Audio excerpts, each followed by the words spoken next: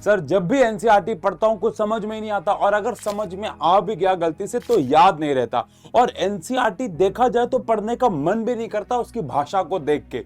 ऐसे बहुत सारे कमेंट्स हमारे वीडियो पे, हमारे डीएम्स में, या बहुत सारे टीचर्स के वीडियोस पे और डीएम पे आपको मिलेंगे। और इस क्वेश्चन का जवाब आपको आज इस वीडियो में मिलने वाला है कि how to read NCERT books. देखो, आप सबको यह तो मानना होगा कि एनसीईआरटी बुक्स के बाहर आपके एग्जाम में कुछ नहीं आने वाला। NCERT is like a Holi book. आपके लिए गीता है, कुरान है, बाइबल है, गुरु ग्रंथ साहिब है, कोई भी और होली बुक जो आप पढ़ते हैं, ये उससे या उसके बराबर है, आप ये मान के चले। तो सबसे पहले तो कमेंट सेक्शन पे लिखो कि NCERT is like holy book, तभी आपको इसकी इंपॉर्टेंस समझ में आएगी। अब देखो, एनसीईआरटी पढ़ना जरूरी तो है, क्योंकि इससे बाहर देखो क्वेश्चंस अलग आ सकते हैं, लेकिन इससे बाहर कुछ नहीं आता है। टॉपिक्स, कंसेप्ट तो यही है ना, और इनकी जो कंसेप्ट अगर कोई भाषा समझ गया एनसीईआरटी की, तो फिर वो सब समझ सकता है। तो एनसीईआरटी पढ़े कैसे? क्या एनसीईआरटी पढ़ना बहुत मुश्किल है? अपने दिमाग से सबसे पहले तो ये थॉट निकाल दो, क्योंकि अगर एक टॉपर बच्चा इस किताब को पढ़ रहा है तो आप भी पढ़ सकते हो। आप किसी और प्लैनेट से तो नहीं आए हो। तो आज हम इस वीडियो में ऐसी 3 टेक्निक्स के बारे में बात करने वाले हैं जो आपको एनसीईआरटी, और जिसने एनसीईआरटी पढ़ ली, वो उसकी भाषा पढ़ ली, वो कोई भी और किताब पढ़ सकता है। तो देखा जाए तो कोई भी किताब, लेकिन हमारा मेन फोकस रहेगा एनसीईआरटी को पढ़ने का। तो इन 3 टेक्निक्स के बाद ये मैं आपको दावा कर सकता हूं कि आप किसी भी किताब इंक्लूडिंग एनसीईआरटी को बहुत बेहतर तरीके से पढ़ पाओगे। तो अगर अभी भी इस दुविधा में थे तो टेंशन छोड़ दो, मैं हूं ना। तो चलिए बिना ज्यादा टाइम गवाए चलते हैं सबसे पहली टेक्निक पे, जो कि है टाइम बॉक्स टेक्निक, यानी कि हमारी टेक्निक नंबर 1। अब इस टेक्निक को समझने से पहले एक सवाल पूछता हूं। आप सब क्रिकेट तो देखते ही होंगे, आजकल बहुत छाया भी हुआ है, आईपीएल चल रहे हैं। आप मुझे बताइए कि अगर मैं आप लोगों को बोलूं कि एक मैच के अंदर 20 ओवर हैं एक टीम के पास और वो क्रिकेट खेल रहे हैं, तो कितना इंटरेस्टिंग होता है मैच। खेलने वाले को पता होता है कि मुझे 20 ओवर में किस प्रकार से खेलना है, शुरू के कुछ ओवर्स में कैसा खेलना है, लास्ट के ओवर्स में कैसा खेलना है। आप सब मैच देखते हो कि कैसे मैच लास्ट के ओवर्स में बहुत ज्यादा एग्रेसिव हो जाता है दोनों ही टीम के लिए। लेकिन इमेजिन करो कि अगर एक ऐसा मैच हो जिसमें कोई बाउंड्री ना हो, बाउंड्री से मेरा कहने का मतलब ओवर्स की बाउंड्री ना हो, खेलते रहो भैया, जब तक आउट नहीं हो खेलते रहो। मैं टेस्ट मैच की बात भी नहीं कर रहा, ऑल्दो आप सब जानते हैं कि टेस्ट मैच कितना बोरिंग होता था, इसलिए धीरे धीरे धीरे अब वो बंद होते जा रहे हैं, उनकी ऑडियंस भी कम हो गई। और T20 बहुत ज्यादा प्यारा, बहुत ज्यादा चाहने वाला, बहुत ज्यादा एक अच्छा फॉर्म ऑफ क्रिकेट माना जाने लग गया। मैं आऊंगा टाइम बॉक्स टेक्निक पे, लेकिन इमेजिन करो अगर एक टीम को यह बोल दिया जाए कि बेटा जितना मर्जी आपके पास ओवर है खेलो, जब तक आउट नहीं होगे खेलते रहो, तो कितना बोरिंग हो जाएगा मैच, खेलने वालों के लिए भी और देखने वालों के लिए भी, और कहीं ना कहीं इंटरेस्ट भी लूज हो जाएगा। बिल्कुल इसी प्रकार से आप जब किताबें पढ़ते हो तो अपने आप को आप कोई टाइम स्लैब नहीं देते हो। एक और एग्जांपल से समझते हैं। अगर मैं आपको बोलूं, आपको पता है हमारा ब्रेन जो है वो क्वांटिटेटिव फॉर्म में ज्यादा बेहतर वर्क कर पाता है। मैंने कब नोटिस किया, मैं आपको बताता हूं। अगर मैं कभी जिम में, वैसे तो मैंने छोड़ रखा है, थोड़ा पेट आपको दिख रहा होगा, लेकिन जब मैं जिम जाता था, मैं दोबारा जाऊंगा, लेकिन जब मैं जिम जाता था तो वहां पे जब मुझे वो जो ट्रेनर होते थे ऑन ग्राउंड, जब बोलते थे ना कि सर आपको क्या करना है, 10 मिनट के अंदर 1 किलोमीटर जो है वो ट्रेवल करना है, जब वो मुझे बोलते थे कि आपको 10 किलोमीटर के अंदर ट्रेडमिल पे 10 मिनट के अंदर 1 किलोमीटर ट्रेवल करना है, तो मेरे पास ना एक टास्क होता था। मैं बार बार घड़ी देखता था, और लास्ट में जब मेरे पास 3-4 मिनट बचते थे, लेकिन नंबर ऑफ मीटर ज्यादा होते तो मैं तेज दौड़ने लग जाता था और मैं उस टास्क को पूरा करता था। लेकिन मैंने क्या नोटिस किया कि जब मुझे टास्क नहीं मिलता था, तो या तो मैं 10 मिनट भी ट्रेडमिल पे नहीं भाग पा रहा था, या मुझे 1 किलोमीटर दौड़ने में 10 मिनट से काफी ज्यादा लग रहा था, और मोस्ट ऑफ द केसेस में तो 1 किलोमीटर भी नहीं दौड़ रहा था। तो वहां मैंने एक बात समझी, और वो ये है कि जब हमारे ब्रेन को टाइम दिया जाता है तो हम काफी ज्यादा बेहतर काम कर पाते हैं। तो करना क्या है, जब भी आप कोई किताब पढ़ने बैठो एनसीईआरटी, तो आप साइड में पेज पे बड़ा बड़ा लिख दो कि मैं नॉन स्टॉप, शुरुआत आप कम समय से कर सकते हो 10 मिनट, शुरुआत आप कम समय से कर सकते हो 20 मिनट, आगे जाके वैसे आधा घंटा 1 घंटा करो, लेकिन लेटर से 20 मिनट्स करते हैं। तो 20 मिनट नॉन स्टॉप में एनसीईआरटी को पढ़ूंगा।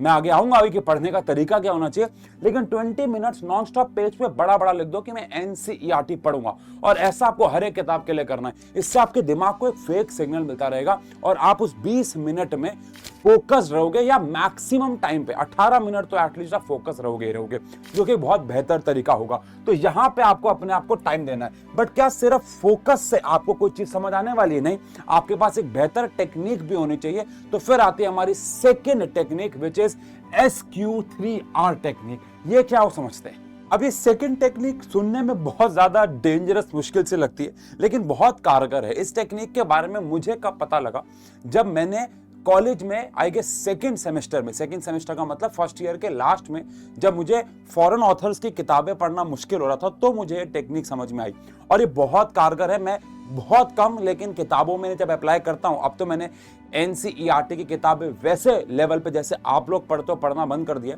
पर जब मैं अपनी स्टडी बुक्स पढ़ता था, अब तो मैं नॉर्मल किताबें पढ़ता हूं, उसमें ये इतना लागू नहीं होता, लेकिन स्टडी बुक्स एनसीईआरटी हो गई, कोई आपकी रेफरेंस बुक हो गई, कोई आपके मॉड्यूल्स हो गए, उनको पढ़ने में ये बहुत कारगर है। लेकिन इसकी फुल फॉर्म क्या है? SQ3R का मतलब क्या है?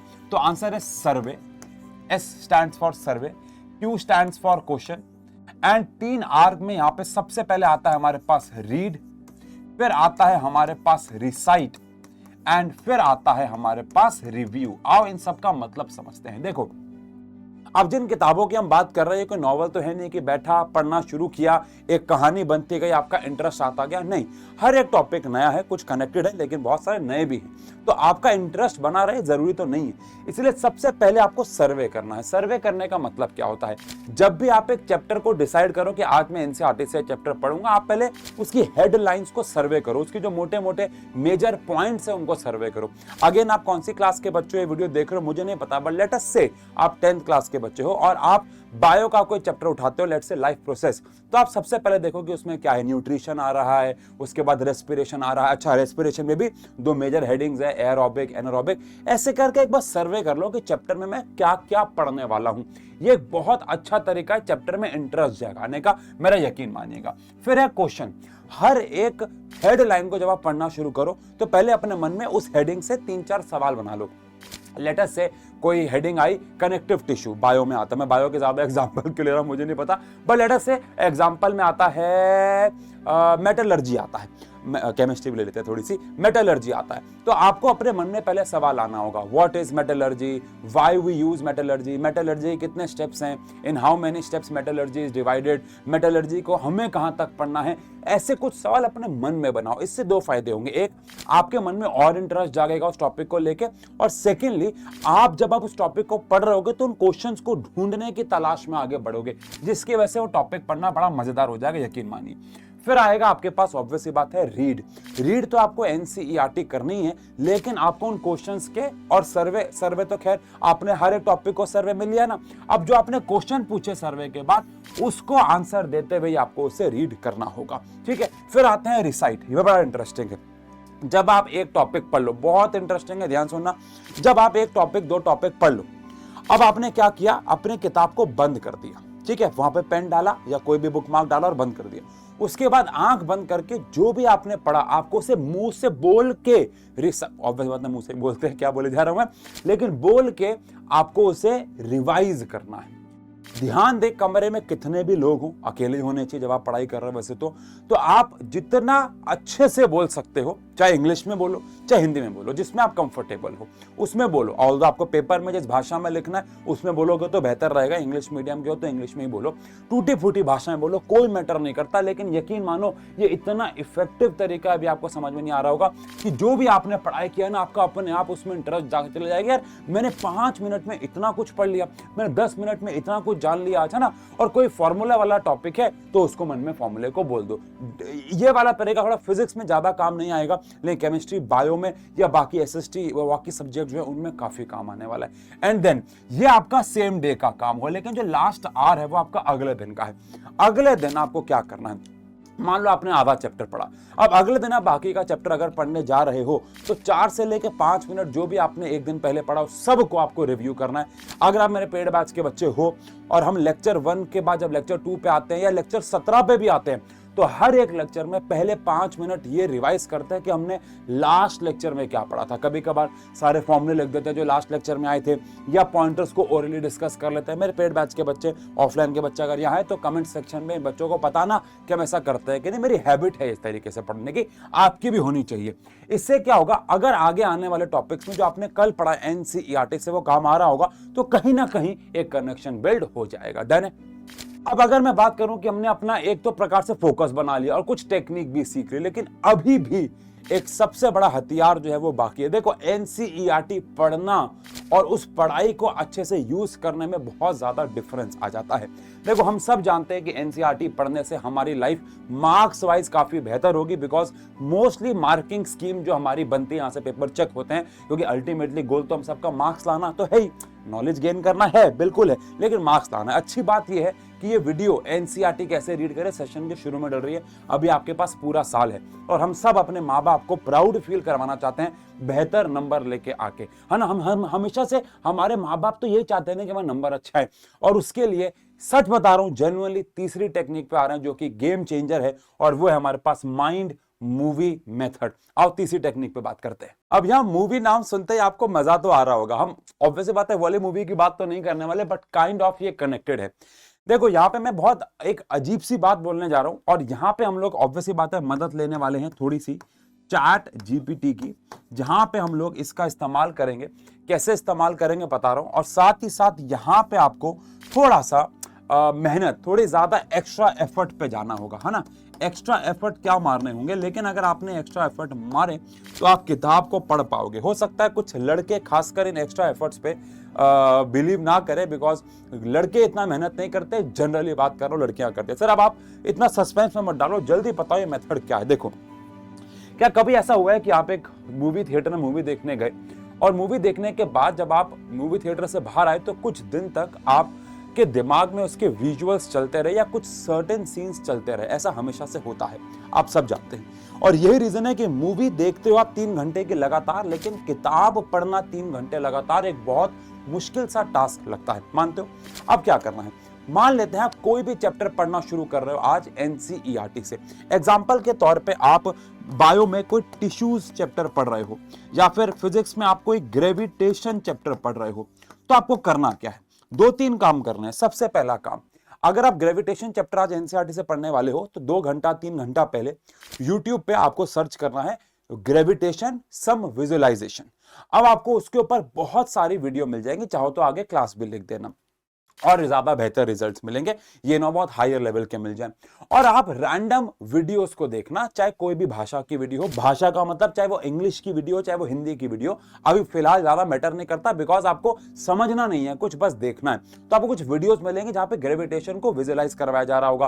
क्या पता मेरे ही कुछ एक्सपेरिमेंट्स मिल जाए, या फिर किसी और के कोई एक्सपेरिमेंट मिल जाए, या फिर कोई एनिमेशन मिल जाए।